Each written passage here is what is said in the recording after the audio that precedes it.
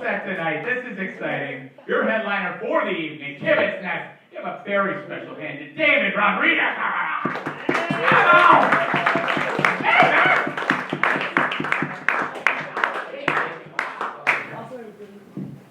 Hello, everyone.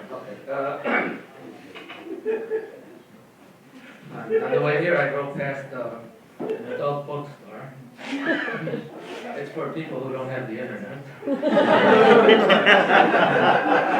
a guy pulls out in his giant pickup truck, and he's trying to pass me on the ride, and I'm not letting him.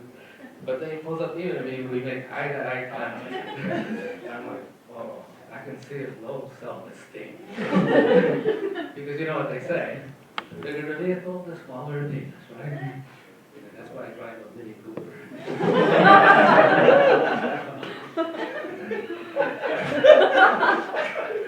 I've lived in Chicago all my life, so I've been through all the neighborhoods, good neighborhoods, bad neighborhoods, the bad neighborhood by accident.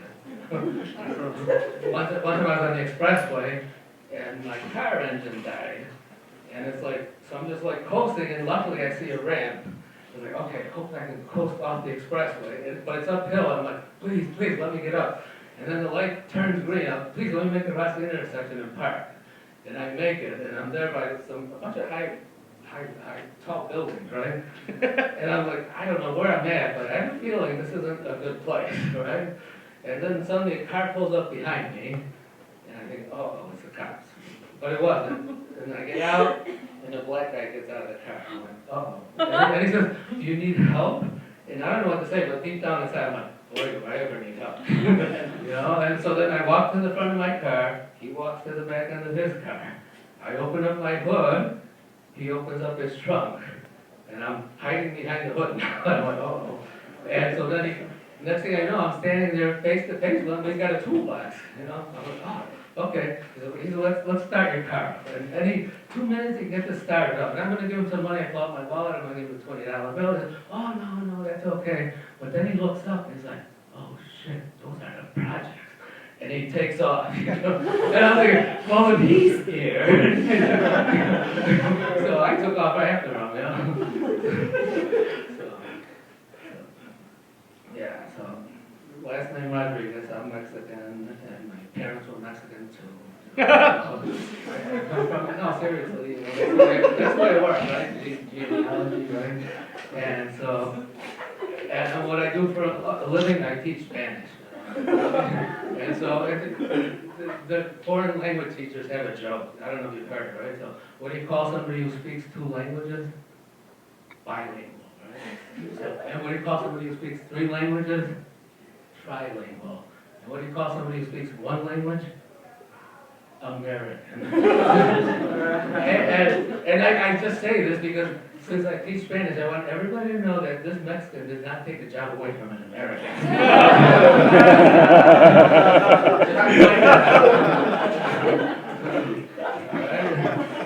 And I have some cousins who are landscapers. They took jobs away from these summer jobs from college students. And then my father, he's a mechanic. He's always walking around with tools in his pocket, tape measure on his belt. You know? He's proud of his job, you know. So, and he definitely, there's no mistake in him for Mexican. We go to Burger King and they ask, what do you want to want? Everything. And hot peppers. It's like, they're like, we don't have hot peppers. He's like, that's okay, I brought my own. He pulls out the jar, you know. Right? My mother, well, my family's modest-sized Mexican family, only 6 children. No, my dad's family had 15 children, my mother's family had 15 children, you know. So my mother, because of that, you know, she always tells everybody, you know, I'm still like a virgin because I only had 6 children.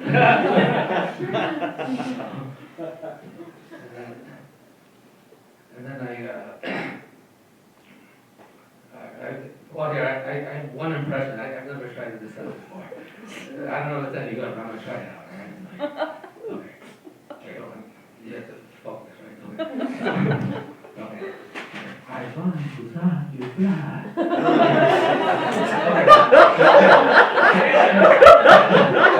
How was it? Was it okay? So guess, who did I impersonate? Anybody guess? Dracula. No. Anybody? My first ex-wife in divorce court.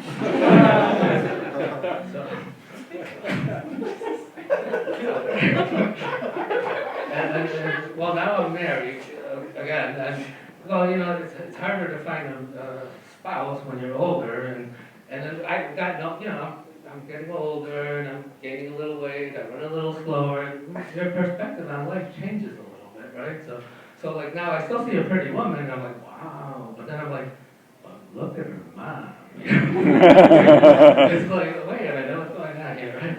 And then sometimes, I might strike up a conversation, and then the daughter's like, hey, what are you doing? I'm like, excuse me, adults are speaking to you.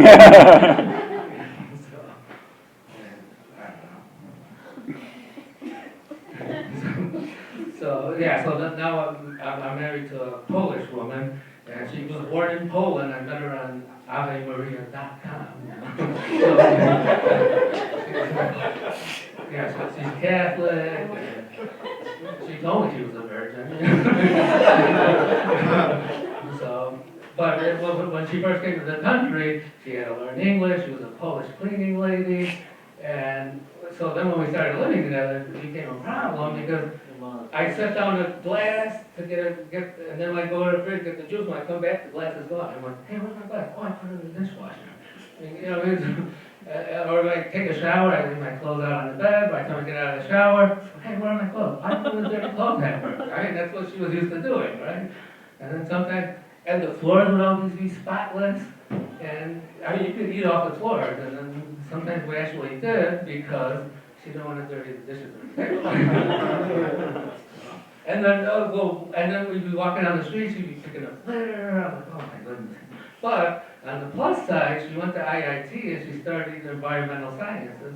So now she's an environmental engineer.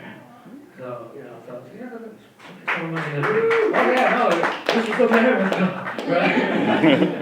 And so I introduced her at a family picnic. I introduced her to my cousins, the landscapers, and I said, oh, this is my wife, and she's an environmental engineer. So now my cousins, when they ask them, what do you do for a living? They don't say landscaper, we're environmental engineers.